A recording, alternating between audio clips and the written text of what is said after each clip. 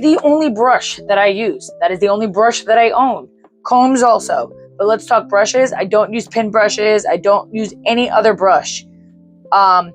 There are different coats that prefer different brushes, like long drop coated, long hair Yorkies, Maltese, anything with that long drop coat. Pin brushes are amazing for, because the slicker brush could break their coat. But I mean, this is pet grooming. This isn't show grooming. So as a pet groomer, I stick with slicker brushes. If your dog is starting to get some matting, which is the whole point of this brush, get up, bub. You want to, what they call line brushing. It's where you just start from the bottom and you make an imaginary line and you just walk the brush straight across that line. And if you come across any knots, I mean, you'll know. I brush everybody, I try to, before the bath. And then I brush them when they're wet. I spray them with like a leave-in conditioner. And then I brush it through their coat.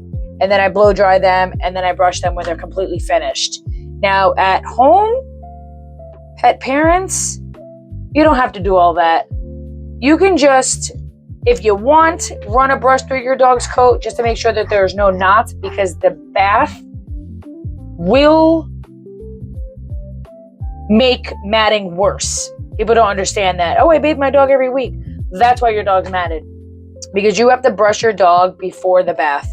If you get all the knots out before the bath and you can't dry your dog 100%, it won't be terrible.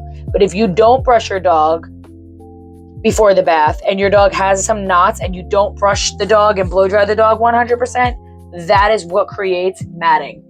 And every time you bathe your dog, water is an enemy. If you take your dog out in the rain, if your dog jumps in the pool, if your dog's feet get wet in the grass and you do not brush and blow dry those spots, they will mat up. So the point of the slicker brush is that it starts to get these little tiny knots before they become matting. And if your dog gets matted, you could get them out with the right tools if it doesn't get to that point of no return. And that's when we shave your dog down. And that's your fault, not ours.